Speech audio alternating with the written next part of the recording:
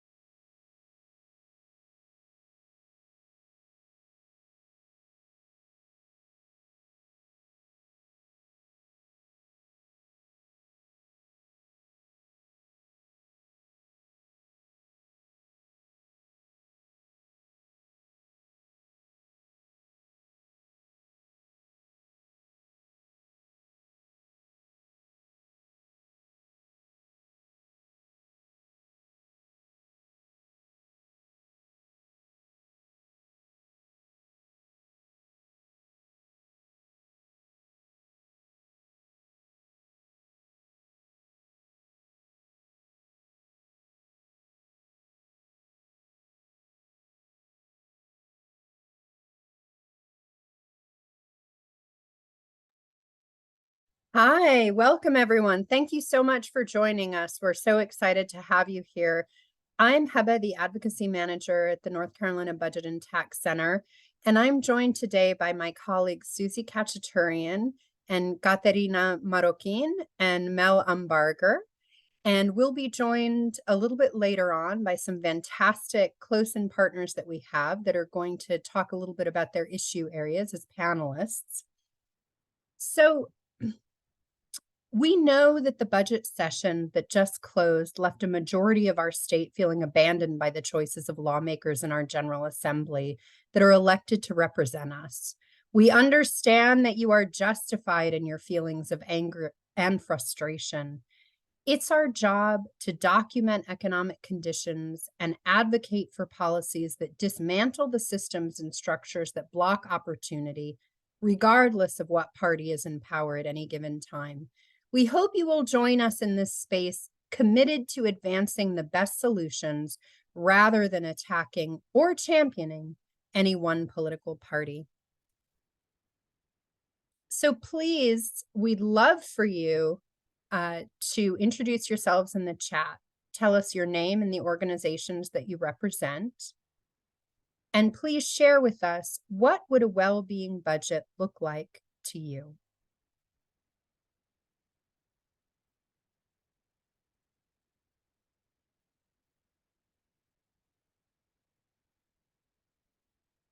Our agenda today will focus on the impact of this biennial budget and the decisions made and how they impact our shared future.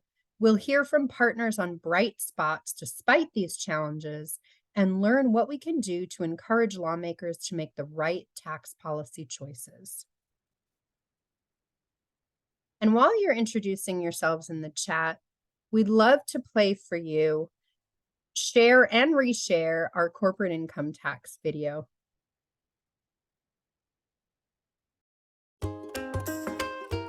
North Carolina is a beautiful state. It has some of the prettiest spots in the entire US of A. But what really makes North Carolina great is all the folks who live here.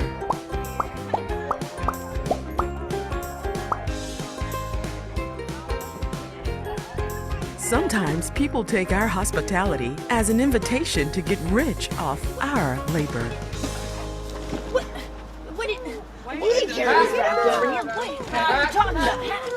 are you talking about?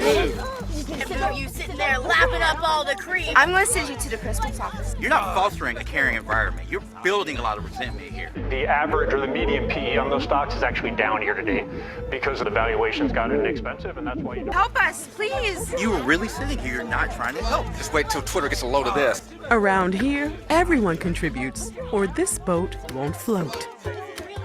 We might argue about basketball and barbecue, but black, white, and brown, we all agree wealthy corporations have to pay what they owe in taxes just like us. It's time to join together and demand our leaders make corporations pay what they owe through taxes.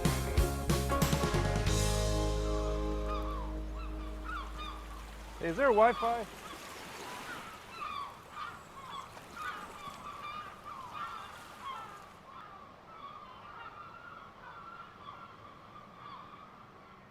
Sorry, everyone, for the little hiccup. Chat is now enabled, and it's fantastic to see you all. So we'd love to hear your name, the organization that you represent, and what a well-being budget means to you.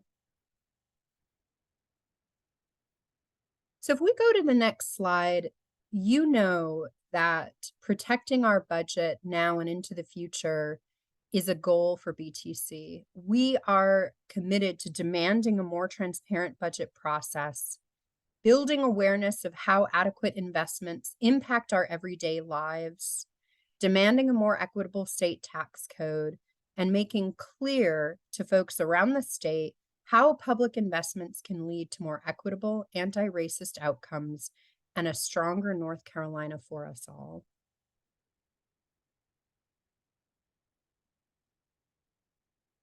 The 2023 budget process and final budget is defined by rushed votes that leave even most lawmakers out of the process.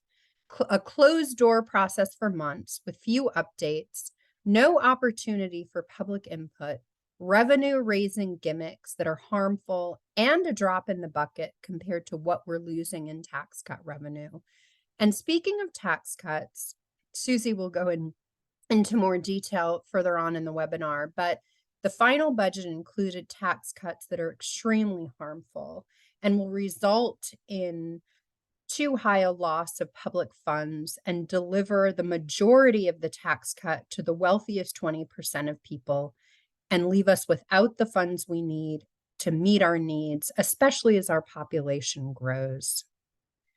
The final budget included expansion of vouchers for private schools and less than 10% of the funding of the Leandro remedial plan that would get our state closer to meeting the constitutional right of every child to a sound basic education. We'll hear from Susan later on, more specifics on that note. It included failure to invest in the core systems that deliver well-being and opportunities to participate in our communities, like early childhood education and election administration. The final budget included policy changes that give greater appointment powers to legislators and expand legislative control over the judiciary. North Carolina used to require profitable corporations to pay a reasonable tax rate, but that has been steadily chipped away, and now we're on a path to full-scale elimination. As North Carolina increasingly competes for high-tech jobs, and the workers needed to do them, we'll need to boost investments in education, research and development, digital infrastructure, and social amenities like parks, or will risk losing the gains made over the past several decades. I'm going to turn it over now to Susie, who's going to give us an update on the 2023 budget process and the details of the final budget. Thanks, Heba. Hi, everyone. Good to see you all on. I'm going to go ahead and jump right in. So if we can go to the next slide. This is probably a chart that you've seen from us many, many times. And it continues to just kind of put into context what the spending totals were in the final budget as it relates to the economy over an extended period of time. So in the first year of the budget, the General Assembly included spending for $29.7 billion, which represents 4.9% of spending as a share of the economy. And that leaves us $5.6 billion short of that dotted blue line that you see along the chart, and that represents the 50-year average spending of 5.8%. The second year of the budget, you see in that green bar line on the far right side, That represents $30.8 billion in spending in the second year of the budget. That represents 5% of spending as a share of the economy. Don't worry, there will not be an exam on this later. And that leaves us $4.3 billion short of the dotted blue line that I referenced. All of these figures are in the blog post that we released, I believe in early, maybe late September, the week that the budget was released. I just want to remind folks, though, that the second year of spending is subject to change during the short session next year. So, you know, these two green bars, as you see here, they're higher than previous year spending from the, you know, relative to the previous 3 years. But that's also when North Carolina was receiving a massive influx of federal COVID relief that helped to meet the need. But there's no doubt that more was needed, especially after, you know, the better part of a decade of underfunding from our General Assembly.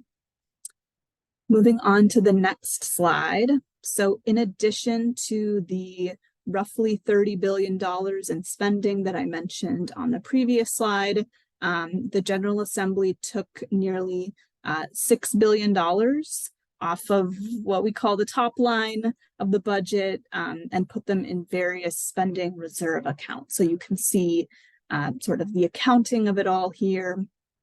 Again, this is all in the blog post if you want to come back and see more detail.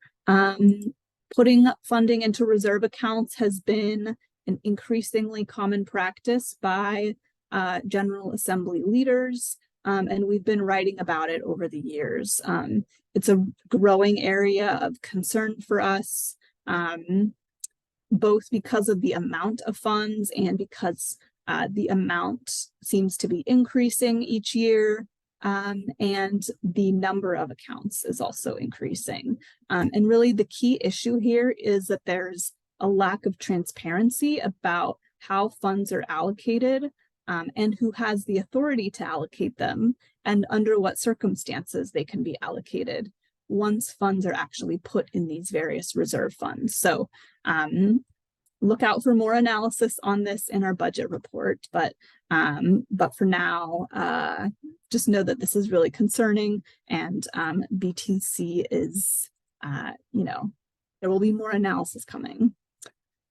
On the next slide, an additional area of concern that Heba mentioned at the outset, and that was particularly pronounced this year, is the complete lack of transparency in the process and the very short amount of time given to it, at least in the eyes of the public. So we know that there were many months of internal negotiations among legislative leaders, and more specifically between the Speaker of the House, Tim Moore, and the Senate President Pro Tem, Phil Berger.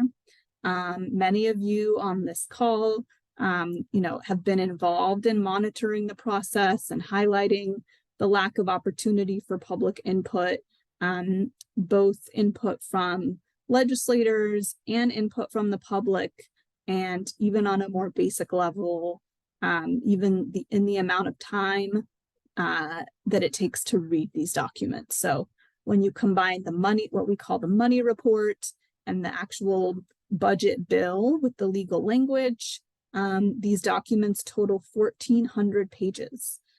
So you can see here on this table that the documents were released to the public after they were added to the House and Senate calendars.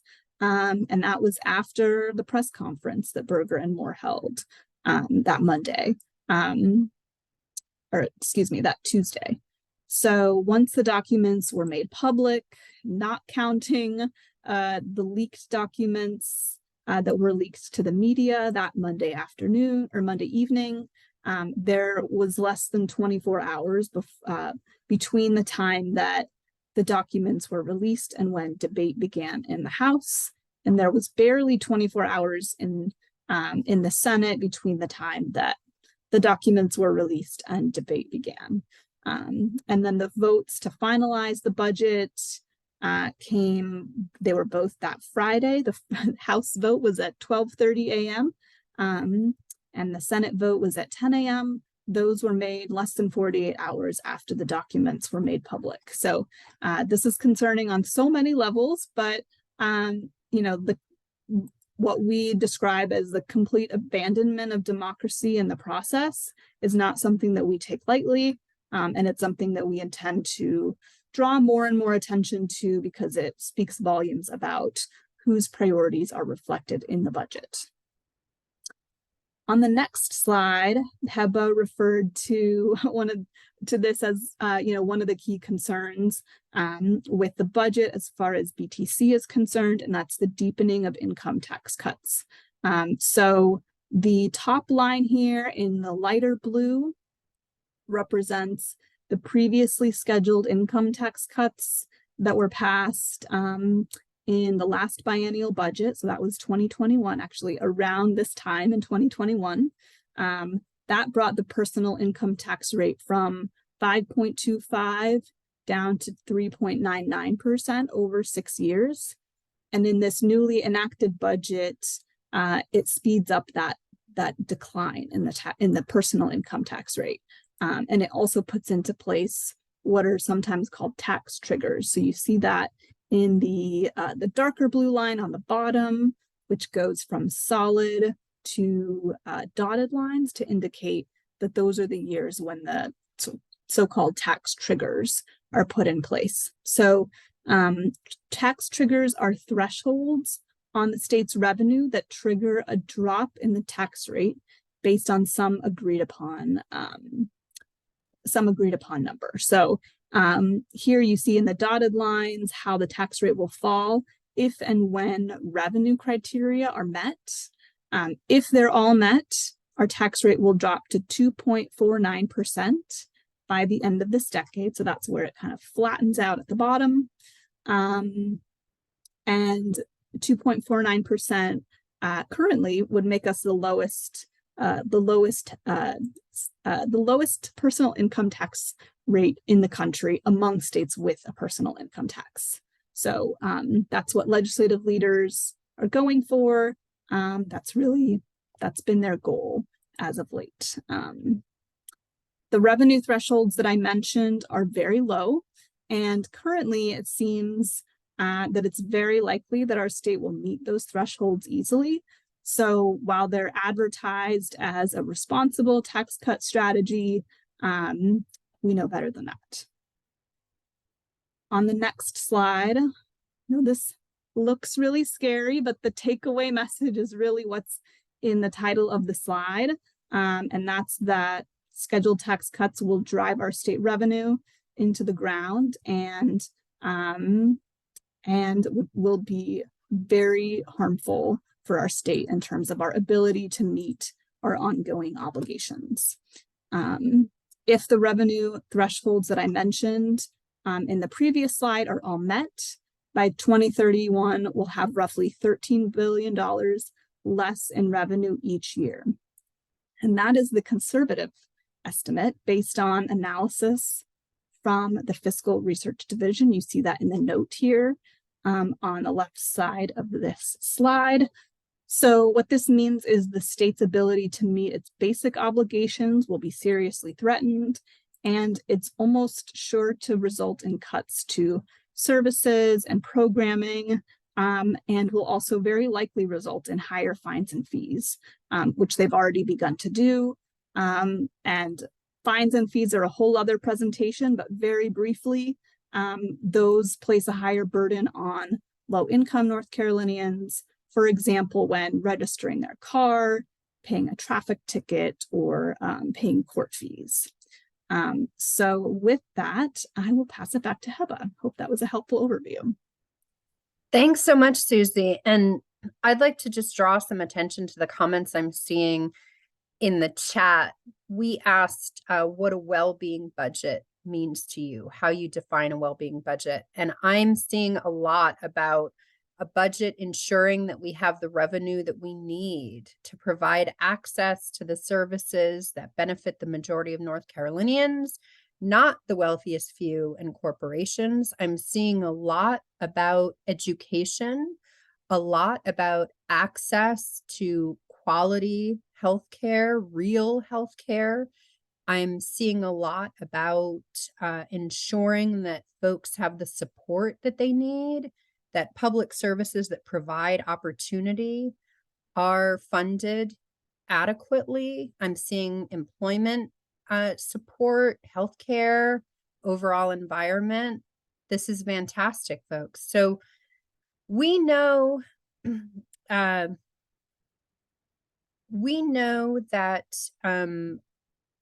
we are being told basically that tax cuts, if we go to the next slide, that tax cuts and our decade of this tax cut strategy are about growth. And they're good they benefit the growth of our state. And we know we're being sold a bill of goods that disproportionately benefits big corporations, not small businesses, and the already wealthy in our state. We know this is at the expense of the vast majority of North Carolinians. We know what they mean when they say tax cuts. They mean more for those who least need it at the expense of the programs and services that provide access to opportunity for us all, like early childhood education, public schools, free, fair, and accessible elections, not to mention air and water quality programs and infrastructure. And we know that underfunding these programs and services and systems means we won't have the kind of trained workforce we need to attract good jobs. We won't have the quality of schools that we need to ensure our children are prepared for a competitive future. In fact, our very own North Carolina Chamber has written saying that they support pausing the corporate income tax elimination so that we are sure to have the revenue that we need to support early childhood education, because they know how important it is to business growth now and opportunity into the future. We know that investing in our kids, our democracy, and our future is what will promote healthy growth that benefits us all. Now, before we turn it over to our panelists, I just wanted to take a moment to address some of the questions that are in the chat that were asked about the detailed presentation on the budget. Mel, you want to let us know what those questions are? Sure. So Rebecca asks, so what are the triggers for meeting the threshold?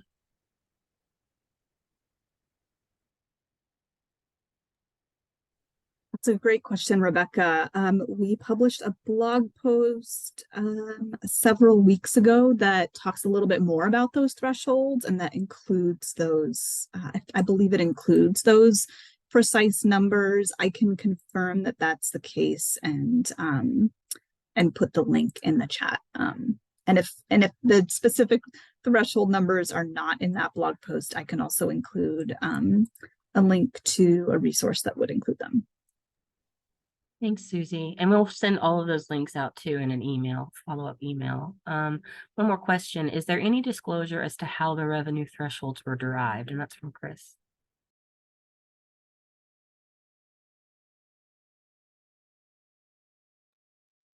It's a great question, Chris. I don't know that, Heba. I don't know if you know that. I think that's sort of the the billion-dollar question, maybe.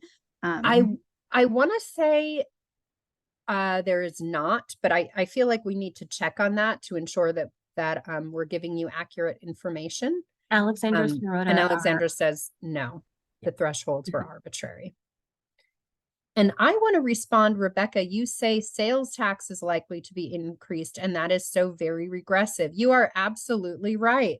We know when they slash corporate income taxes and when they slash personal income taxes, we know that means that, for example, counties and municipalities aren't getting the funds that they need, and it's very likely that sales taxes will be increased or local taxes, also property taxes will be increased. So thank you for that comment. Mel, was there another question? No, that was it for the moment. Thank you.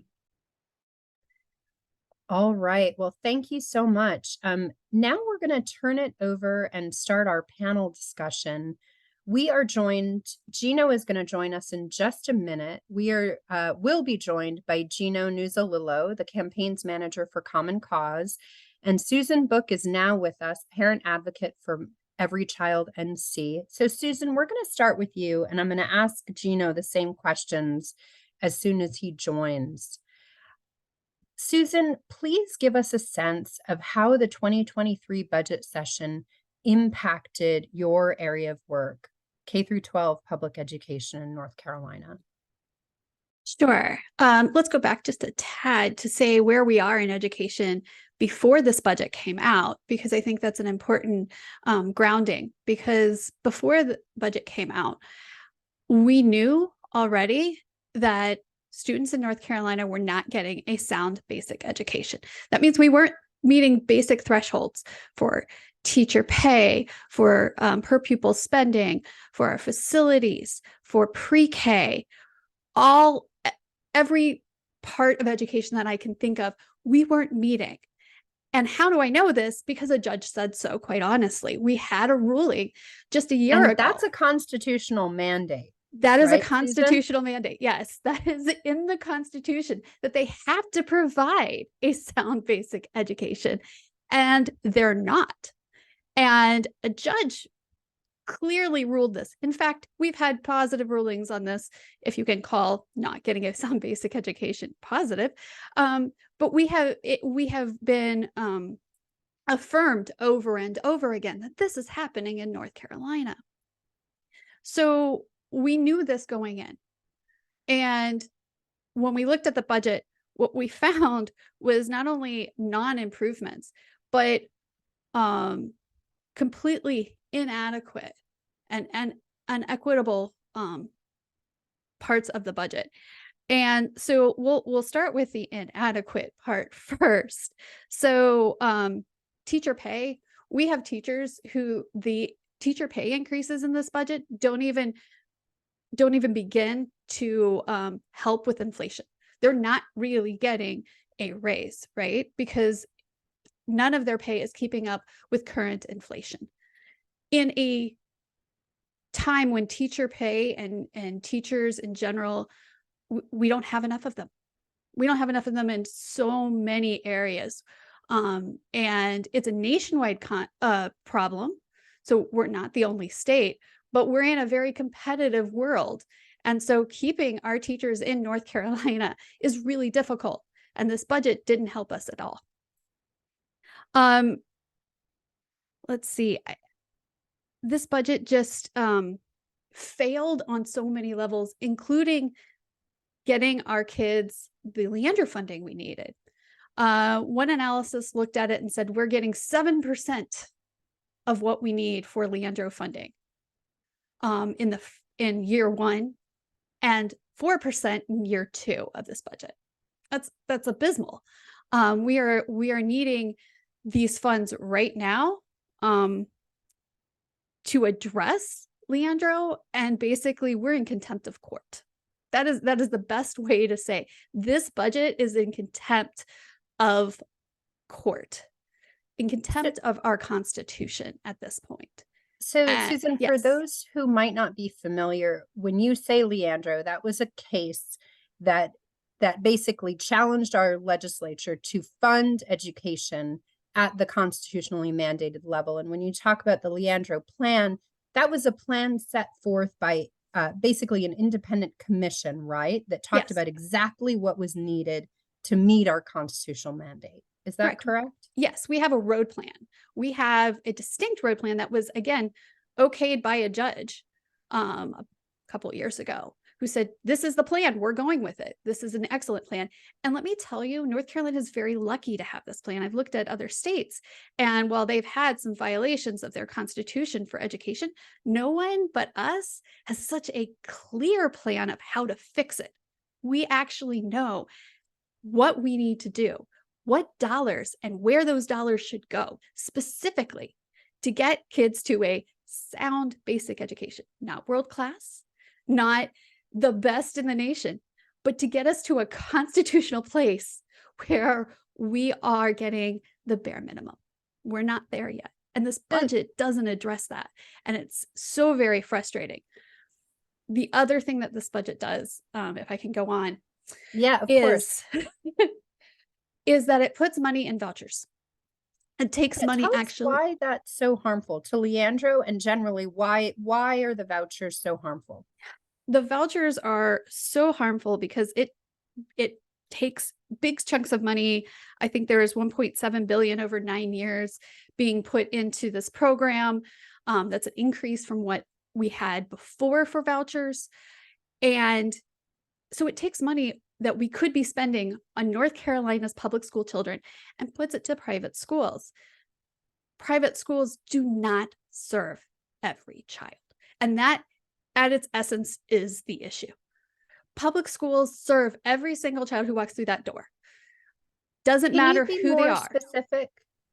Sure. When you say private schools don't serve every child. Getting to that, yes, absolutely. So, for example, private schools might have might be run by a church entity. They might require you to believe in church principles to be able to go to that school. They may say that they may have regulations that says, no, LGBTQ kids not accepted. They may lay that out in their handbook, and some have, and that's really frightening. Others may have something like you have to have an entrance exam. So you have to be what we think is smart here to be able to even get into those doors. That leaves out a lot of kids with learning issues and learning disabilities. There is, and I speak, from the heart here as a parent of a student with a disability. In public schools, I have the power of an individual education plan.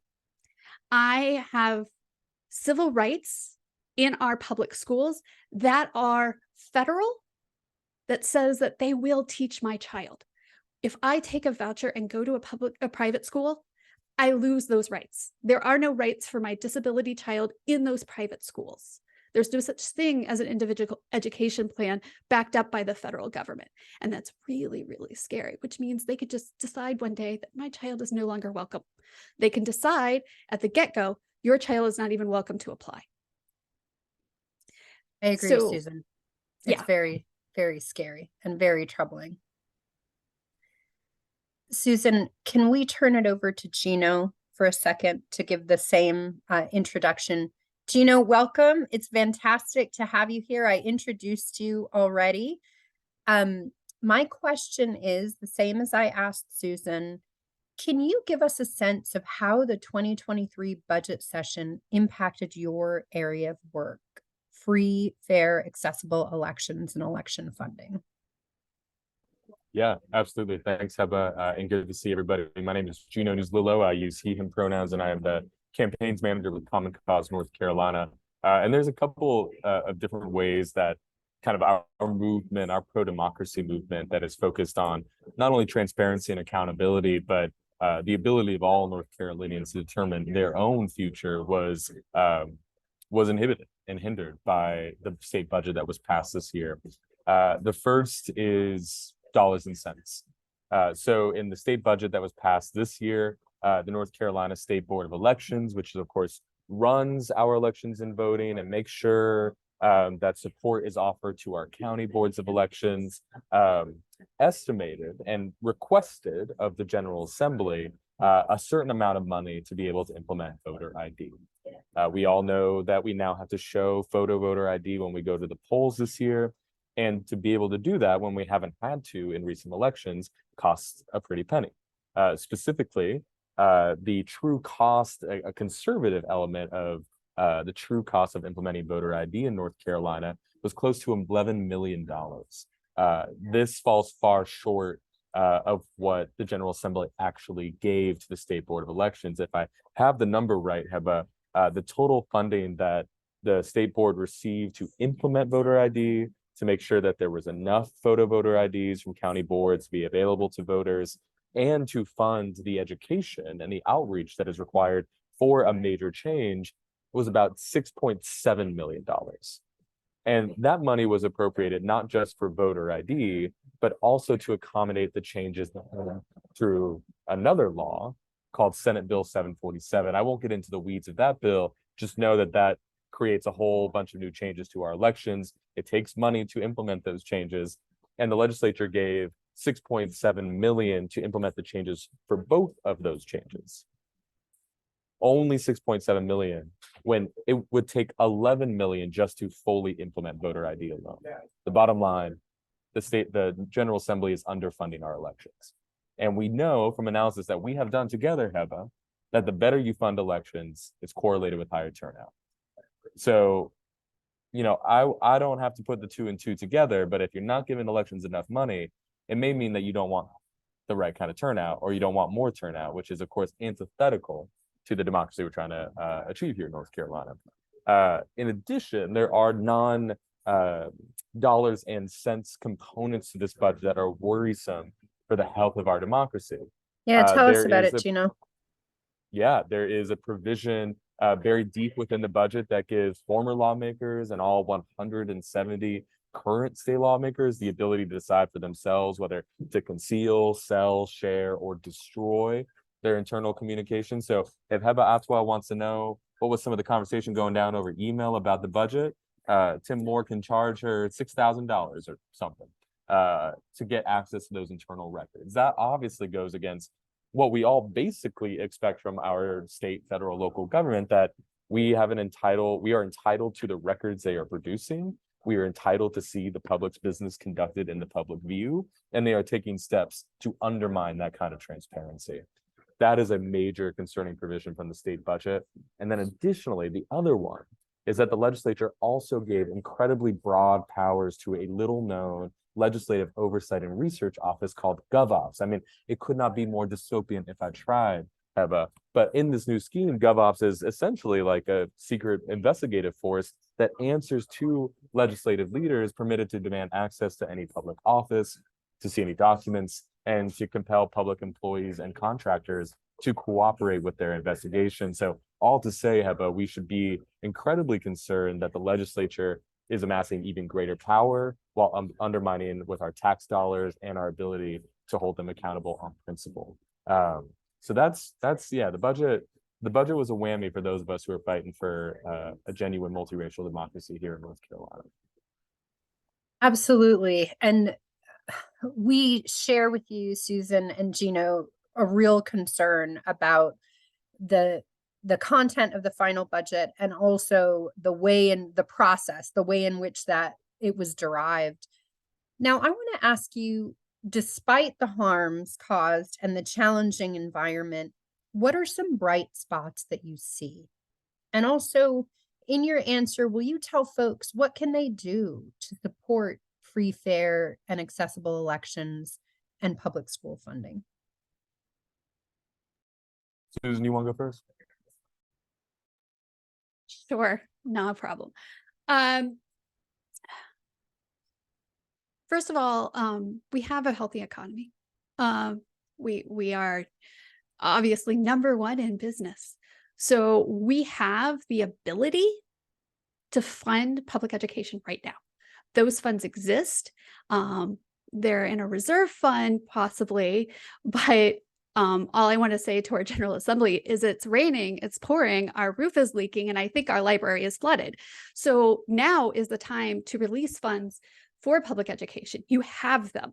We know that our funding effort, right, the amount of we can do compared to the amount that we are doing is not where it needs to be.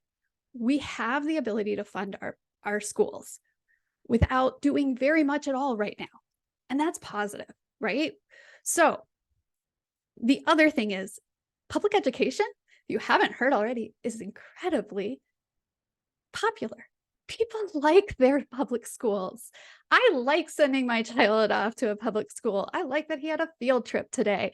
And so when public school is put to a vote, for example, look at Charlotte, right? When public school is put to a vote by voters for things like a school bond, they pass because voters like their public schools and want their schools to succeed.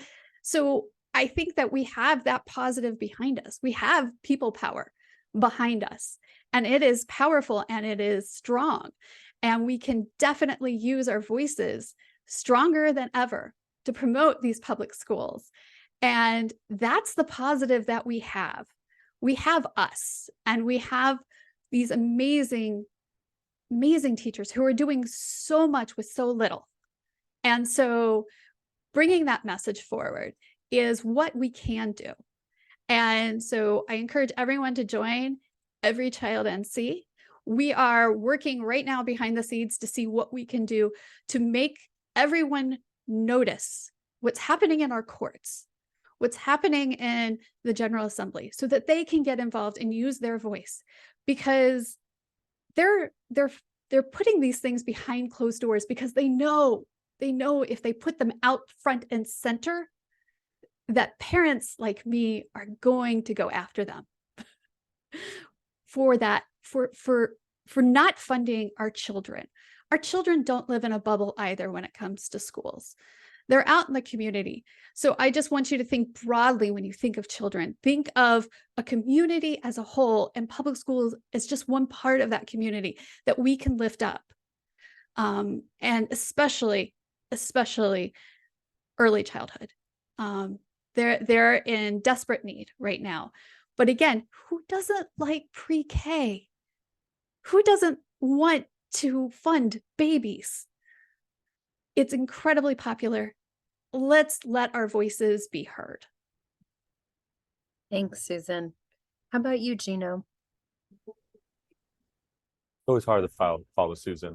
I don't know why I keep letting myself be in this situation, but I appreciate what you said, Susan. And I hear a lot of concern all the time about the state of our democracy in North Carolina, and with good reason. I mean, there are a number of laws, we just talked about some of them, that are intended no other way than to restrict our access to the vote.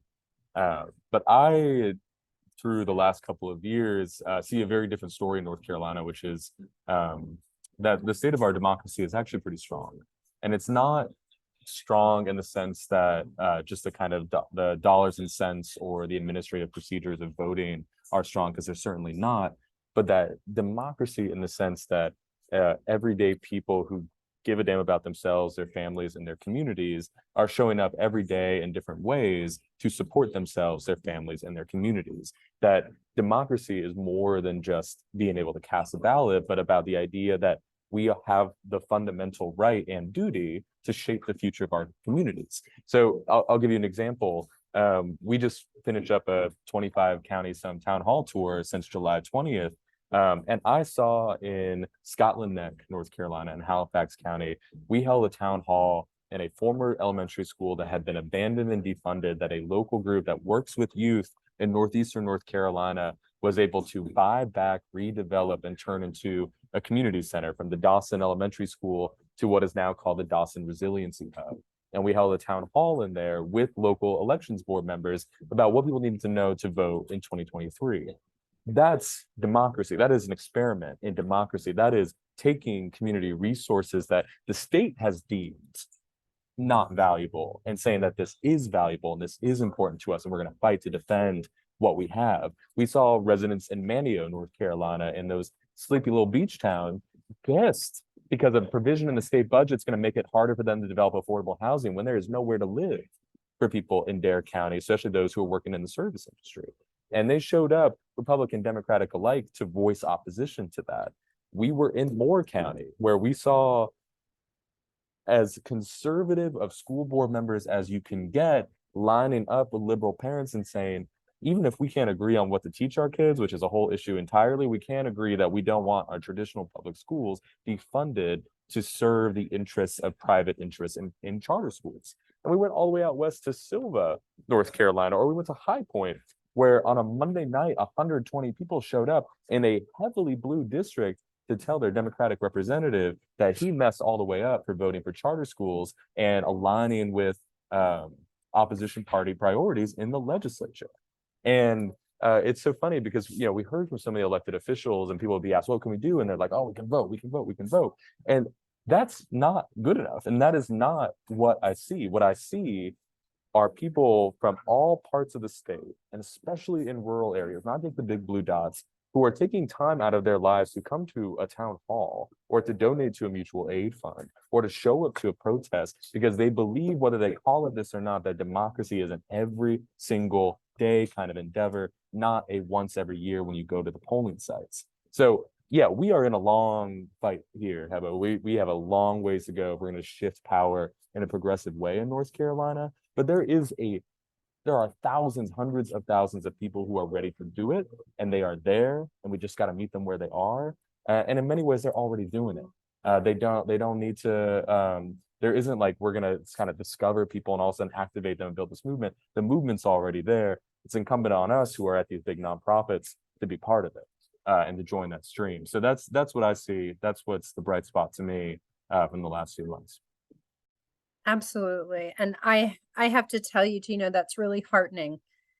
And I'm excited to connect with communities. I'm excited to continue the connection with you, Gino, you, Susan, and get the work done. We have a few questions for you in the chat. I'm going to run through one slide, and then if you'll stick with us, we have some questions for you, Susan, you, Gino, and Susie. I think we have a couple for you too.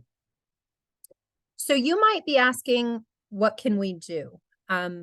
We would love you to join the call to keep the corporate income tax. Document what taxes fund in your community, how important taxes are and revenue is to your community. Inform your networks of the harm of tax cuts and the closed budget process and who benefits from such proposals. And check out our online Go at Your Own Pace Policy Academy on budget and tax topics. We're going to share the links in the chat, and also we're going to share the links in our follow-up email. So now if we can take some questions in our last 12 minutes together. So let me see, we have a question. This is for you, Susan. We had a question about, if I interpret it to ask, is there any litigation planned on this, the funding of these vouchers and the expansion of voucher funding? Right now, none that I know of. Right now, quite honestly, the courts are not exactly our friendly place, if I can say that the best, the best way. If they're reversing, if they're already not reversing, but if they're already threatening to rehear Leandro, we aren't hearing a positive from at least our North Carolina Supreme Court at this time. I think that there is potential. We've seen from other states that there has been a great deal of fraud from voucher programs. And so I would keep eyes peeled because we have seen something from other states who have had these universal vouchers, and it has not been positive for those states. And so I would keep a watch. Thanks, Susan. And this question is for Gino. So what has been done in this budget regarding funding and elections laws and transparency? What can be undone in the short session or in the next session after new lawmakers take office? I don't know. I mean, they could repeal it, but I don't think they'll do that. And I think there is, of course, folks who are taking a look at the legal options, especially for those moves that kind of undermine transparency and accountability. I think one thing that we see that's heartening is that even the conservative media establishment, the John Locke Foundation of Carolina Journal, for example, or people like Lockwood Phillips out in Carteret County, North Carolina, have joined with kind of more liberal leaning news outlets to kind of condemn the posture of withholding public records. Unfortunately, until a new majority takes power in the legislature, and unless we see litigation get filed here in the coming months, I think there's not a lot that we can do about GovOps and about this kind of public records concealment. So it's another challenge, but it is also kind of fodder for us to know that whenever we can kind of retake progressive control in North Carolina, it is part of the agenda that I try to be nonpartisan. It's part of the agenda that we should all kind of advocate for, that if there is a change in power, that this is the kind of thing that we're going to reverse when that power is held. So in the short session, in this next legislative session, I'm not super optimistic, but there are building blocks there for a campaign, an advocacy campaign against it over the next few cycles. Thanks, Gino. Now these questions are for Susan, and then Susie, I'll ask you the question about the rainy day fund. What role, Susan, do you see for support our schools? And then you have the question, which I think we're probably all wondering, how is it constitutional to take public money to fund religious schools? Maybe we need an entire webinar on that, huh? Yeah. I'll hit the Constitution one first. I am not a lawyer. I have never been trained as a lawyer. However, no, I don't believe it is constitutionally acceptable to put public money into religious schools. I think that breaks the very foundation of separation of church and state. But again, not a lawyer. And other states have been able to fight this on some level. One of the things that we have seen is judges ruling on phrases like a uniform public education. Things like that have been in other states' constitutions, which says, well, you can't give away money for other schools because it would break that part of their constitution. So we've seen this used in other states. We haven't won anything here, and quite honestly, at the US Supreme Court, that has also not been a friendly environment for vouchers either. So I don't think it is, but it is right to put money into religious schools, but it is a way above my pay grade. As far as other organizations, we have plenty of organizations going on right now in your backyard. We have Every Child. We also have something called the Heal Together Network, which really works not just locally, but statewide as well on those issues of what our schools should be teaching, as well as funding. We have Public Schools First. We have a plethora of education nonprofits going on right now in your backyard, and I'm happy to connect you. I run Save Our Schools North Carolina, which is a simple Facebook group, but we post things from other groups and things that we're doing so that everyone who wants to do something can do some action when things are hopping. Thank you so much, Susan. And Diana, thank you so much. Diana shared a link with me. I just shared the link with everyone. Americans United for Separation of Church and State is litigating this issue right now. So that's great to know. And Susie, we have a question for you. Isn't the huge rainy day fund separate from the unappropriated revenue excess of $6 billion or so? Yes, thank you for the question, Lucille. I responded in the Q&A, but I don't know who can actually see that, so I'll just repeat it. You're exactly right. The rainy day fund is separate and apart from the unappropriated, which is sometimes referred to as the unreserved balance. The rainy day fund, which is technically the savings reserve, has a balance of $4.75 billion as of the September General Fund monthly report. And the current unappropriated balance or unreserved balance is approximately $6.5 billion. So those are two very separate funds, pot of funds.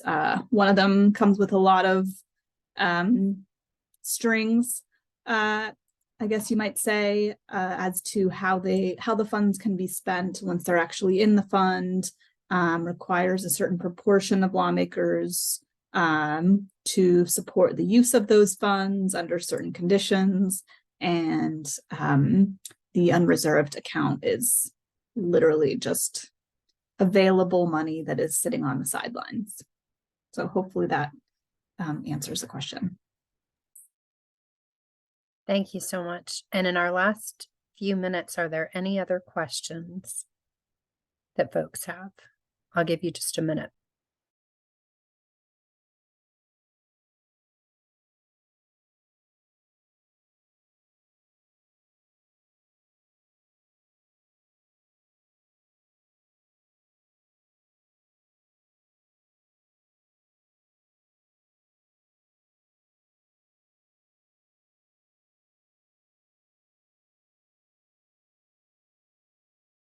Okay, we have another question from Heather. Any chance that the unappropriated balance will be allocated in the short session next year? I think I have the same question, Heather. I hope that the funds get used to, address the many, many, many needs, some of which you heard about today from Susan and Gino. I think whether that actually happens, we will certainly be watching and waiting and hopefully advocating, hopefully with your support, that our collective tax dollars be used to fund what we need. Yeah, but I think that's a great question. Thanks. And I just shared a link that was shared by Rob Schofield of NC Newsline. I think Mel just shared it as well. And Chris has a question. Is there legislative recognition that inflation is not the friend of reserve fund strategies? That's a good question. Yeah, not that I've seen, but yeah, I think we have the same questions. I'm hoping to dig into some more of that in our budget report, which will likely come out early next year. But I think it's a great point that, we're stashing away funding that's not, that's not keeping up with inflation, and, a lot of it we're not using immediately. So is that really the best strategy? I think that's a great question. Sorry, these are really great questions that I wish I had great answers to, but I don't. There's a question about the budget process in the short session typically. Now, I know that we have a plan to send out a link to our budget primer, so I think I'm going to punt that question because I think we need more than 1 minute to answer it. So, Nick, please stay tuned for our follow-up email. We'll have a link to a resource that will answer that question for you and everybody else. If you have an interest in learning about the process for the short session, you'll get a link soon. And I want to say a heartfelt thank you to Gino and Susan. Thank you so much for joining us. It was a real pleasure to hear from you, and thank you so much for the work that you do. And in the meantime, thank you. And in the meantime, let's stay in touch.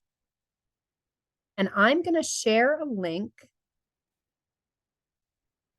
with everyone, a few links. We'll be sending out the dates for next year's Making Connections webinars. There's a link to our Policy Academy, and there's a sign up for some of our actions.